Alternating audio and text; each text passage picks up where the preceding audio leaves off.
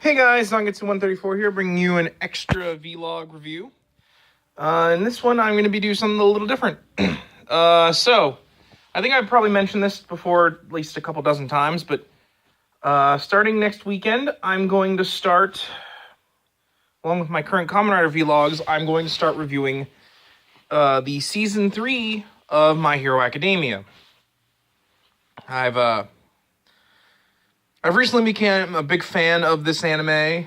I've actually started collecting the manga. I have volumes 1 through 7, and then 9 through 11. I'm missing chapter 8, but they didn't have that when I went there the one time. I'll be looking for a while for chapter 9 or chapter 8 or volume 8 rather.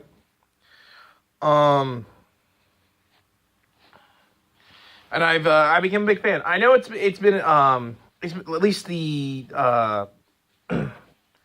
the anime has been a thing since about 2015. That's probably when I started hearing about it a lot. I'm not entirely sure when the anime came out, but I really did like it. Hold on, I'm gonna see if I can add a little bit extra lighting. I didn't like how it looked with the top lights on. I'm gonna see if that does anything. Alright, no, that didn't do anything. Let me try. Adding a light here. Oh, there we go. That's good. There we go.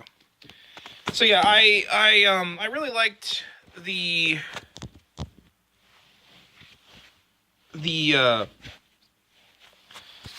anime once I got into it, and I started reading the manga. I realized how much this really appealed to me, especially with the way I've gotten kind of worn out with how superhero comics are. This series very much tries to show that, like, heroism is about ideals. It's not always about, like, constantly complaining about how if the government should do something about these heroes, or, if they...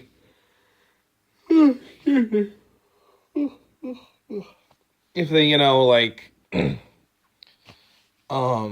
if they should fight each other, or, heroes shouldn't be without superpowers, or that sort of junk. Just the way modern comic books have been, especially Marvel and DC, I've just kind of missed, like, some, in a sense, this is gonna make me sound terrible, like, an almost simplistic, well, maybe not simplistic, but, like, a simpler time. Yeah, no, that's what I mean. A simpler time when, like, heroes could be heroes. But, they always wondered what is the cost, what is the measure of a hero? Is it the feats that they do, or is it the drive to sacrifice their time, their happiness, their bodies and lives in order to keep the greater good? And what that would do to affect society. I also feel like this series is a lot better than, say, like, X-Men, where everyone has superpowers and nobody, like, is afraid of it because everyone got them and they're normal. I should probably get to the summarization, because, like, I've kind of explained why I like the show. It's a much more, I guess, not simplified approach, but more of a positive approach to heroism and what it means to be a hero, and the ideals that everyone has, and like, their views on heroism. But and that's kind of why I like it. So, I guess without further ado, we'll start talking about the anime, and and how it is. Now, I've seen all the anime, and I've read up to the first 7 volumes of the manga. So I will admit, I'm not nearly as versed with the anime, or no, with the manga. I know I'm up to the point in the manga where we get to season 3. I just don't have the part that includes the season finale of season 2, and I'm working on it. I am. And of course, like, they've only released the first 11 volumes of the manga. I'm still waiting actually for My Hero Academia Vigilantes, the My Illegals My Hero Academia Vigilantes. I forget exactly how it's pronounced, but there's a spin-off series where they go in more depth into like the culture of this version of reality, and like the people that work outside the law that aren't villains, but they they fight for a better world in spite of not being heroes as the world sees it. It also has, I think, the origin story for one of the villains from season 2. I'm pretty sure everyone knows what villain I'm talking about, but I want to kind of work through the series as we go.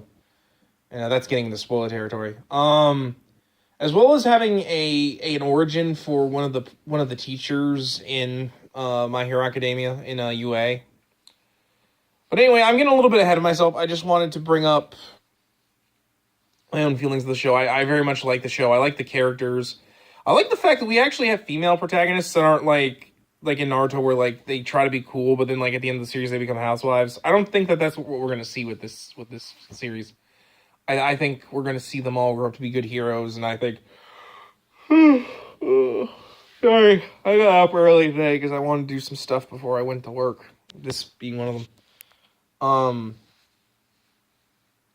And I really like the main female hero, Uraraka. I really think she's a well-written character, and I think she's much more useful than, like, say, Sakura from Naruto or any of the other women besides Rukia and Bleach. And they're also not just there to be big boobs and hot, like a lot of the ladies in One Piece are, bar like Nami and Robin. I mean, granted, they are hot. Just I feel like some of the ladies don't really have much other than that, or usually kind of forgotten after they play an important part in the show. So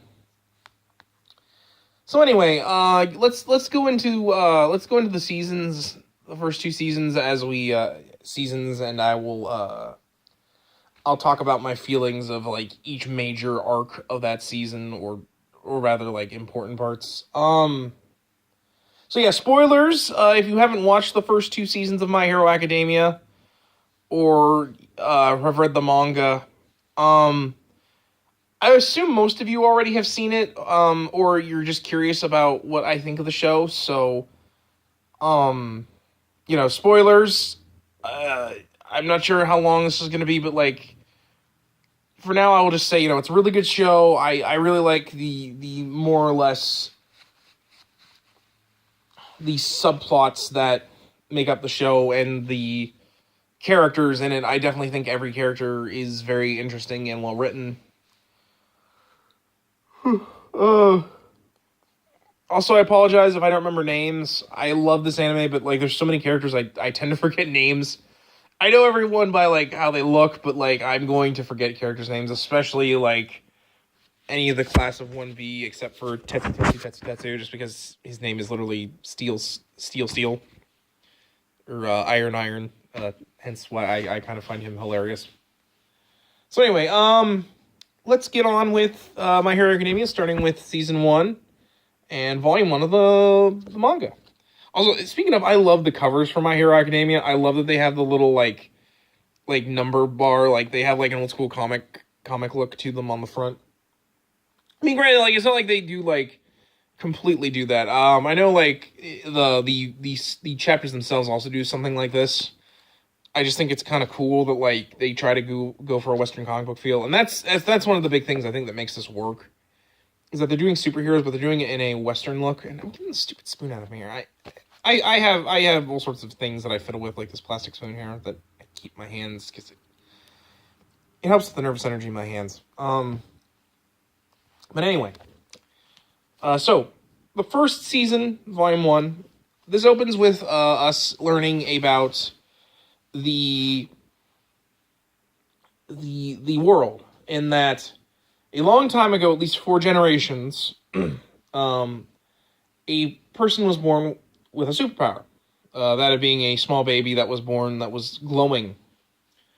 This began the rise of superpowers in this world known as quirks. more or less are a special power that allows you to, that you are born with, that is more or less based on the quirks of your parents, and or is just their quirk or a fusion of their quirk. As we'll see as the show will develop and we learn about the other characters and their backgrounds.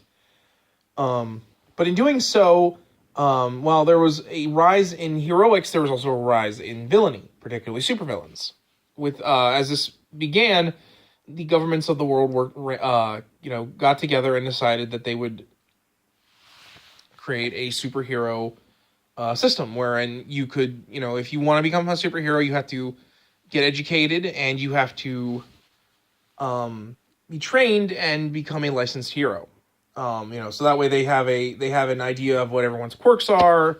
You register with the government, you tell them what your quirk is, and they have a database on everyone's quirk. I'm sure probably if anyone knows me or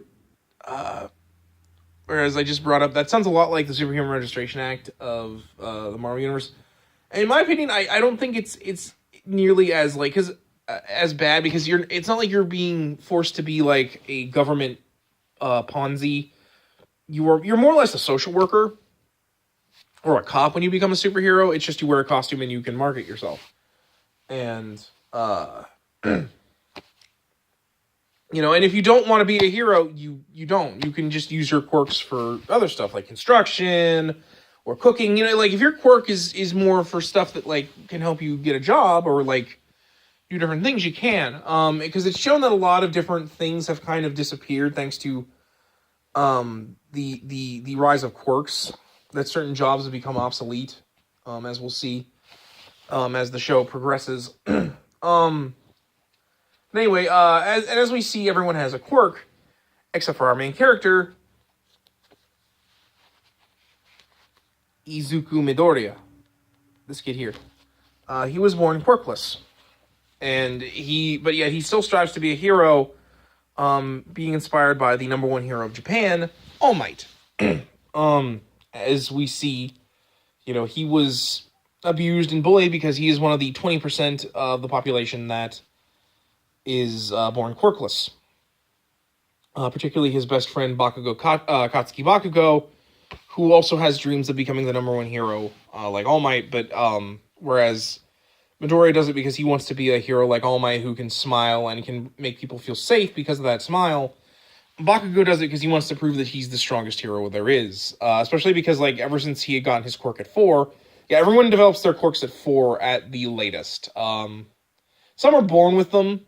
I'm assuming that a lot of the heroes that have quirks that mutate their body, they are pretty much born with their quirk from day one. But there are characters like Bakugo who can emit a nitroglycerin-like substance from his body and make it explode.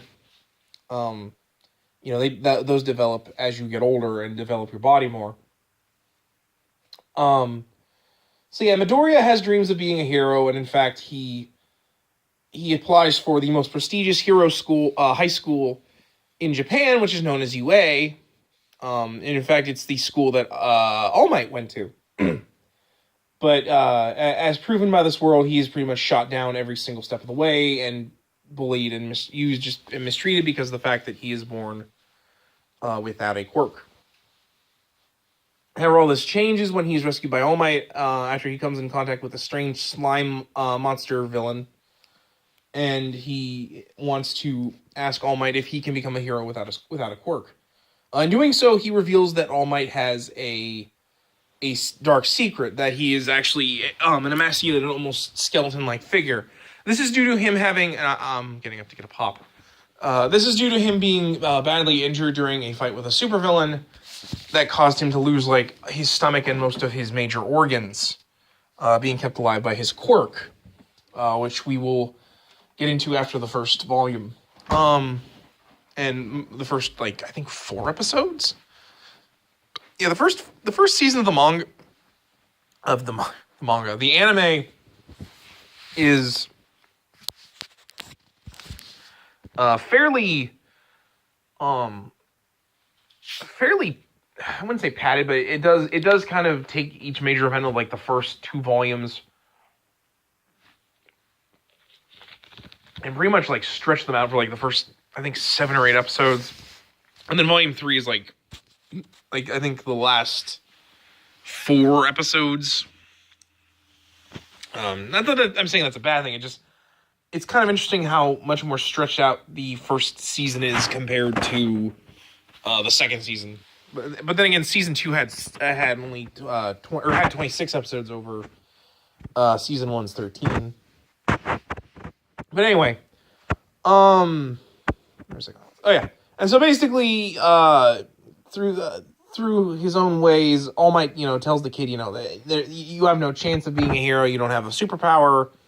The whole world has told him he can't become a superhero. Even his mother. And in my opinion, one of the saddest scenes in the whole series, where like we see like Midoriya as a very small child, constantly watching YouTube videos about All Might and his heroics and how much that inspired Midoriya to be a hero. And he goes to the doctor and they basically tell him, you were born with traits that are disappearing with the next evolutionary stage, because these certain body parts, particularly these bones and like the little in your pinky toe, like he is born with 2 joints in his pinky toe, whereas other people are being now born with only 1, because the fact that like that's a signifying that you're becoming the next stage of human evolution and you have a quirk. And he has those joints, and so Midoriya doesn't get a quirk, and he's in tears, but he still keeps watching All Might over and over. And he asks his mother, can I still become a hero even though I don't have a quirk? And his mother breaks down in tears and just says she's so sorry. And Midoriya kind of interprets that as like she's sorry that like he can't be a hero, that his dreams are going to fail. And we later get like a summation of that later, that his mother like thinks that like Midoriya thinks she gave up on him. And to be fair, I think he feels that way as well, but I think that's just a little bit of a misunderstanding on the two of them's part. That his mother more or less broke down in tears about that, less because like she didn't believe in him, but it's more that like his dream is almost impossible, because in this world there are no heroes without quirks. At least that's what we believe. We'll see later that there's some stuff going on in the background that we're not privy about, but that's in season 2, so I'll get there when we get there. And so All Might says all this stuff to him about how he can't be a hero. You should try to become a police officer. I know it's not as glamorous as being a hero, but at least you could do something there. Sorry, kid. And that almost shatters Midoriya, because he's clearly, not only that, like just because the fact that All Might can only be a hero for so long because his body has broken, and he can still be a hero, but only for like a couple hours a day. And even then, it's hard for him to do so, because of the fact that like he's dying and he's weakened, and so he feels like he's not really being a real hero. He's just someone who wears a bodysuit and smiles. Which actually I really like, because it's like he's Superman, but a Superman that like can only use his powers for so long because they're fading. But he still wants to do good in spite of that, but he feels like he can't really be as honest as he used to be. And so this all eventually leads into them finding the slime hero after it gets loosened from All Might due to Midoriya's actions of wanting to meet him. And it comes across Bakugo, and tries to absorb himself into Bakugo's body, which would A, kill him, but B, would give him a disguise and a very powerful quirk he can use to escape the police and the heroes. Due to this, Bakugo starts freaking out and fighting back, but it causes all sorts of explosions and sets a massive amount of the area on fire. And a lot of the heroes can't reach him because they don't have the quirks that can handle fire or the devastation. Or as some, like the character on the back of this cover, Mount Lady, can't use her quirk and also get through there because they're in like this very small alleyway, but she can't maintain her size to shrink herself enough that she could just fit through there. And so All Might and Midori end up on the scene, and All Might feels completely useless because he can't activate his quirk yet, and Midoriya feels responsible because he's the reason the monster got away. And Midoriya's like, I'm sorry. I'm sure a hero will come that will be able to save you. And then he sees that it's Bakugo, and his body moves without him thinking about what he should do, which actually inspires All Might, as he later states that one of the things that old school heroes used to say was that, in the early days their bodies would just move without them thinking, that they didn't think about what they should do. They just knew they had to save somebody, so they jumped and they moved without thinking. That a true hero doesn't worry about the risks to their lives. They just go and rescue people regardless of the consequences. And in doing so, that inspires All Might, and he returns to his large size, and he saves the two kids, and more or less states to Midoriya, I am pathetic. I told you all the things that makes a great champion, but I see now I wasn't living up to my own ideals for a very long time. That pros are always risking their lives. That's the true test of a hero. And he defeats the slime monster by exploding him with a fist, using his power to create a giant cyclone, and using one of his signature moves, the Detroit Smash. All Might is very much an American superhero. Like all of his attacks are named after states or cities of the United States. And that's just who All Might is. He's very much an American hero in a Japanese setting. So after all this, Midoriya goes home ready to give up his dreams and his endeavors, when All Might appears and tells him that, yes, you can be a hero, you will become my successor, and I will grant you my power. Saying that basically his quirk is a power that stockpiles the power of people that use the quirk, and can be passed down from person to person, getting stronger with each person. Which he reveals is his quirk, which is named One for All, based off the Three Musketeers battle cry, one all for one and one for all. But in order to do so, he has to train for 10 months to make sure that his body won't be destroyed by the quirk when he uses it. And so he spends the next 10 months training for the UA entrance exam, while also training his body enough that he can become a vessel for One for All. After doing so, and swallowing one of All Might's hairs, the top of his head, not anywhere else, before you perverts say anything. And this gives him the power, and so he goes through UA's entrance exam, thereby meeting a few of his friends that will be in Class 1A, but most prominently a young girl that he meets known as I can't think of her last name. Oh yeah, Ochako Uraraka. And in doing so, they go through the entrance exam, which is to destroy a certain amount of robots to gain enough hero points to pass the entrance exam. There's a written portion, but the physical exam is much more important than any other part of the exam. It's more or less where all of the point system goes. And of course, knowing that he can only probably use the quirk of sparingly, he tries to wait for an opportunity, but everyone else, because they've used their quirk so much, are just destroying the robots, until eventually a giant robot that's known as the Zero Pointer, which is just there to be an obstacle and you should avoid, comes and everybody runs. And Midoriya is about to run, but then he sees Uraraka, who had been nice to him and helped him before the exam started. And so Midoriya decides, nuts to that, I'm going to stop that thing and rescue this girl. And he uses One for All for the first time, breaking both his legs to jump up at it, and his right arm in order to destroy the robot. This, of course, destroys the robot and gives him the secret points that the exam didn't talk about, known as rescue points, where you do something heroic and help your fellow classmates, or do something heroic like rescuing someone. Midoriya gets 60 rescue points from the robot, because the school is looking for those who have heroic spirit, and he passes. And then we get to the next couple episodes, which is in volume 2, that of his first day at UA and his early trainings at UA. That's their hero costumes. The school actually gives them hero costumes, which is kind of cool. That they get from the support unit, which is as we'll see, we'll get into like the school in a little bit when we get to season 2 with the sports festival.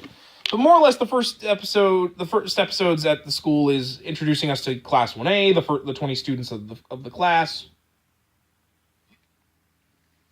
which is known as the Hero Course, where only the best of the best are trained to become pro heroes. There's other school areas and other classrooms that do train for heroism classes, but it's not as prestigious as the 1A, as the A class. And there's also other classes, like there's a business course where these kids without quirks but are still useful in some way, take business stuff. A support unit where they make gadgets and tech for heroes to use. But more or less, we see Class 1A. And this is where we're introduced to all of Midoriya's friends. I'm not going to go through all of them just because there's a lot. We meet their homeroom teacher, Professor Aizawa, also known as the Hero Racerhead, for his quirk, which allows him to nullify quirks. They go through some exam stuff. Aizawa actually tests them with their quirks to see how strong they are, with the pretense that if the lowest in the class, will be expelled, which is Midoriya, but he shows off his spirit so much that Aizawa sees that there is promise in him, and in doing so, him and the rest of the class don't get expelled. And he basically says, "Oh no, that was just a ruse. I wanted to make sure you guys would bring out your full skill, and I could see how powerful you are." Which is later proven not to be a ruse, that he has expelled kids in the past, but he simply saw potential in every single one of those kids. We then get into some story arc stuff revolving around Bakugo, which won't really be resolved. It's going to be a pretty much recurring theme with Bakugo. That of his feelings of insecurity about Deku, aka Midoriya, which is what his hero name is, and a really rude nickname Bakugo calls him, but Uraraka inspires him to use it because Deku basically means worthless in Japanese, but Uraraka's like, I think it sounds like the words for "do your best," and I think and that inspires Midoriya to use it because one, is clearly in love with her, for one, and two, he clearly decides that he'll make those words his own, much like he'll make All Might's quirk his own, and be a hero whose name means do your best. But Bakugo feels like due to the way that Midoriya always tries to help people and be heroic in spite of the fact that he is weak, infuriates Bakugo, and especially seeing that now Midoriya is no longer quirkless, thinks that Midoriya held that back because he looks down on Bakugo. But in reality, we all know better. And this comes out during a training exercise where more or less Bakugo makes a vendetta attack, and attacks Midoriya instead of being,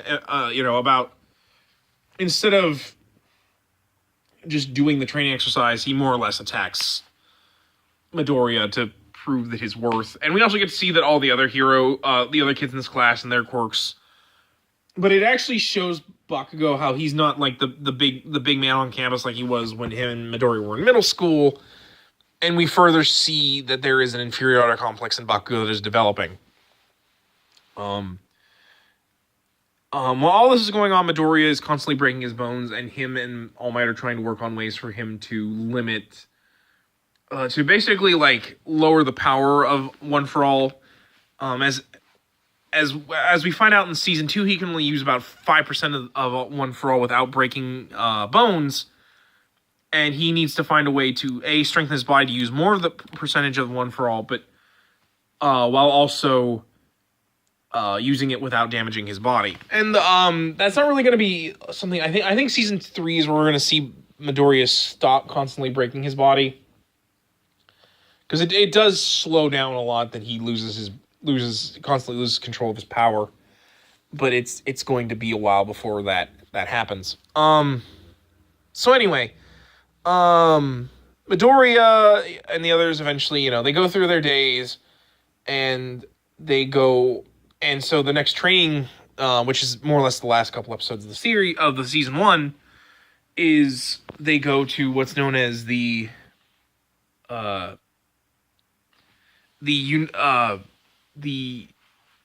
forget exactly what the name is, but they call it the USJ, which is more or less a training facility that simulates various disasters. Like there's one that's like a city on fire, one where like there's a hurricane, there's a shipwreck zone for like rescuing people from a sinking ship, a city after an earthquake, more or less teaching these kids what to do during disasters and how to rescue people. Which is the majority of Volume 3. I think a little bit of Volume 4, but Volume 4 is more or less where Season 2 starts. And Volume 3 is about the kids going through this training exercise, but before they do, a group of villains show up claiming that they have the ability to kill All Might. All Might's supposed to be there, but he uses up his power. He manages to prevent a bunch of crises before getting to the school, but in doing so, he wastes all of his power for the day. So he has to rest until he can at least have enough power to show up at the end of the class. But the villains show up and they proceed to attack the kids. Eraserhead and the other hero there that's in charge of the USJ. Again, I can't. Oh, the Unforeseen Simulation Joint. The Unforeseen Simulation Joint Exercise. That's right. That's what USJ stands for. And I know I am skipping some subplots that are important to season 2, but I just kind of want to get through the main. And a lot of it has to do with like the kids and their various things, but I mostly want to hit the main beats of the story. And so they're attacked, and the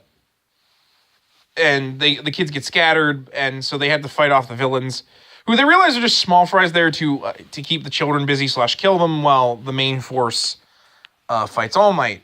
And so the heroes and the students fight back. Midoriya shows off his cleverness, and we get to see some of the other kids' abilities for a small window, showing off how they handle the various villains. But this leads Midoriya and the others to finding out that there's a villain there that is strong enough to defeat All Might, and All Might shows up. And despite the fact that he only has a few seconds of power left, he still fights with all he's got and defeats the villain, showing that he can go beyond his power, even though it's going to shorten his time limit to how much he can use the remaining embers of One for All in his body. And more or less, this shows off Midoriya's heroic nature as he tries to rescue All Might after the villains after All Might runs out of power and the villains are going to kill All Might. And then the heroes of the school show up. And we get more of what's going to be major points for season 2, particularly of this villain group. And that's the first season. I'm actually going to try and summarize season 2 a little bit more. But the first season is more or less about Midoriya developing his skills and powers, and showing off his beginnings of being a hero and the beginnings of what will be the major plot points for the remainder of the series, particularly the League of Villains, and showing us all the heroes of UA. I'll be honest, I don't know I think season 2 is definitely my favorite of between the two seasons. But I do like things about season 1. It's definitely a good season. I just think the pacing's a little slow.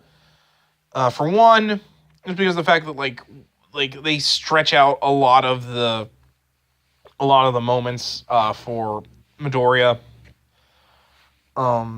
developing his powers, as well as the fact that like the last 4 episodes are just nonstop hero stuff at the end. I think season 2 has a lot more action spread out instead of just being like character stuff, then hero stuff. I think season 2, does like character stuff, hero stuff, character stuff. It's much more balanced. And that's not a bad thing. Like, clearly the first season is very much about like establishing the characters and showing us a taste of what's to come. And we see much more of that in season 2, which is the UA Sports Festival, which is these 2 volumes, and the internships of the cast, and the rise of the hero killer Stain. So yeah, the first two volumes I showed are more or less the sports festival, which is a thing that happens every year for the school, and they show off the kids' quirks so that they can be shown off to the pros, and could get possibly internships with these pro heroes, and actually be shown and show off just how much potential these kids have. Which is a big thing for Midoriya, since he still can't really control One For All yet. And so he wants to be shown that he is All Might's successor and very strong, but at the same time he hasn't developed the use of his quirk. While this is all going on, we get various character motivations for some of the cast of 1A. We meet the students of 1B, who are kind of antagonistic to 1A. Not all of them, some of them. As well as getting much more info on Shoto Todoroki, aka the son of Endeavor, the number 2 hero, and a lot of development of this world, and how, while it does seem like an ideal almost paradise-like world where, like, there is villainy, but heroes constantly save the day and always get there in the nick of time, there's also a dark underbelly to it. Particularly with Shoto Todoroki. I'm just going to call him Todoroki now.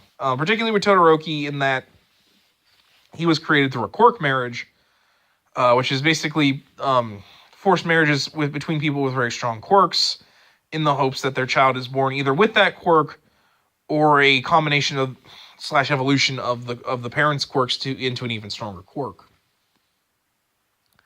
While this is going on, one of Midoriya's friends, Ida, who comes from a very prestigious hero family, finds out that his brother has been paralyzed by a villain known as the Hero Killer, who is going around killing what he deems false heroes, because he believes that this hero society is corrupt and is creating fake heroes that will ruin the good name of heroism, and is going through his own ideals.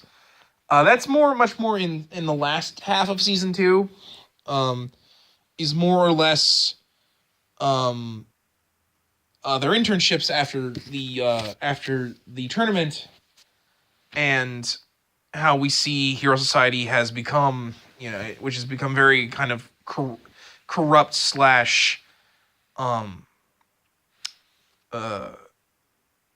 very much not. I don't know how to explain it. I guess like the a lot of these heroes are only in it for like the merchandising and to make money. Not all heroes are All Might. Some of them are very corrupt. And this leads into Midoriya getting trained by the teacher of All Might to maintain his quirk a little bit better, using a technique known as full cowling that allows him to use 5% of One For All constantly throughout his body. While he's not nearly as strong as when he just pours the power into one of his limbs, he is much faster because the quirk allows him to increase the power of all his muscles, which makes him faster. And is going to be his main fighting technique for now. As well as Ida's own quest for vengeance to fight the hero killer that shows him a little bit about, Ida's own ideals about heroism. And then finally we have the last couple episodes of the arc, which is the final the final exam for the first year. Passing it will let you go to this summer camp where you learn to strengthen your quirk. Failure would mean you have to take.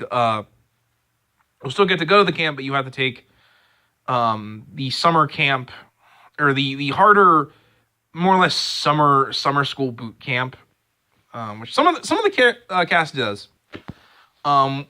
Basically, they have to fight one of the teachers on the staff, and they either have to escape from the situation or defeat the hero and apprehend them with special handcuffs.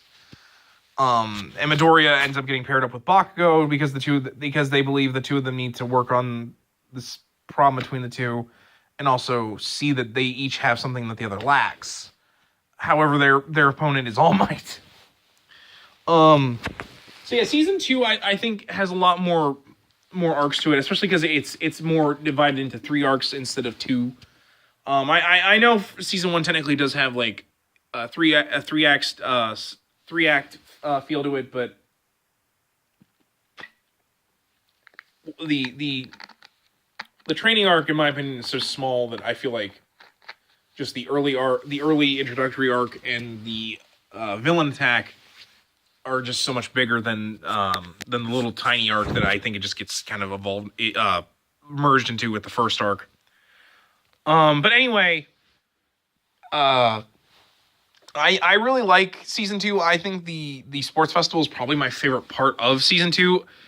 I do like the second half of season 2, but I really like the tournament arc. I think it's a really well written tournament arc. I like the fact that it isn't just like them fighting.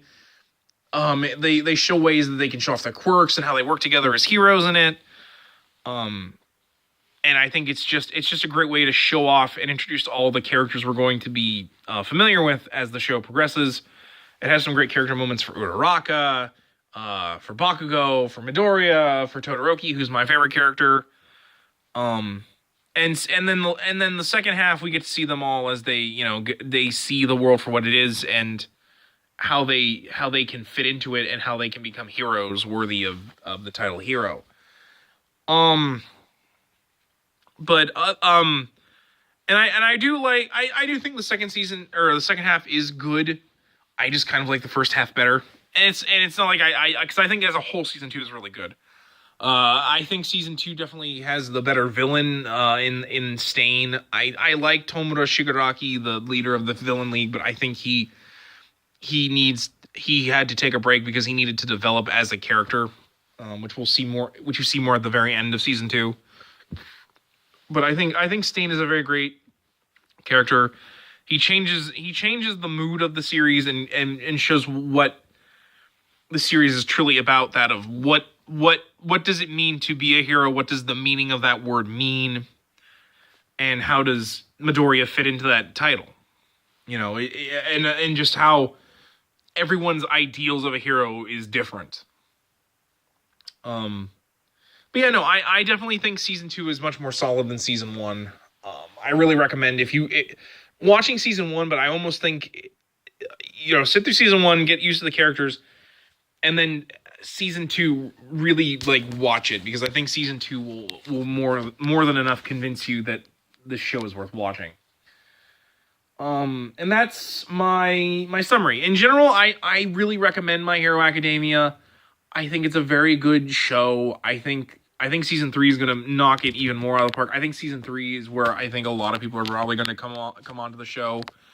I think people already did do season 2. In fact, I think season 2 is the reason why I'm into the show and why I went back and watched the whole series and why I'm currently, collecting the manga. I think it's really good, and I'm looking forward to reviewing season 3 for you guys. I think it's a very solid show, and you should check it out. I think it's on Hulu. You can probably catch it on Crunchyroll. Funimation will simulcast it where they'll sub it and release it with subtitles. Like I think like the day of or the day after it comes out in Japan. So I think you have a lot of ways of watching it. I think Adult Swim is rerunning. I think doing reruns. I think they have the first 2 seasons. I think I'm not entirely sure. If you really wanna catch up on it, I think you should try watching Adult Swim, because I think they'll be running the first 2 seasons. I think it's worth watching. But yeah, no. That's my review, guys. I think it's a really good show. This is probably my longest vlog, just because I wanted to kind of give a summary of the show. I think it's very good. I think the characters are great. I think the themes are really good. You say run goes with everything. But anyway, guys, I think that's gonna be it. I'm not entirely sure when I'm gonna get to watching the first episode of season 3. I got a lot coming up. Next weekend's my birthday, and my family wants to celebrate that, and I'm going to be busy with work. But I definitely will try to get it out. The Kamen Rider episode's probably going to come before that, but I do want to get to watching this. I think you guys are going to be in for a treat. With that being said, guys, I'm Zangetsu 134, and I'm glad that you guys have stuck with me. And I hope you guys still keep sticking with me, and that you can go beyond. Plus ultra. Oh, that was cringy. But anyway, guys, that's it for me. I'm Zangetsu 134, signing off. You all take care.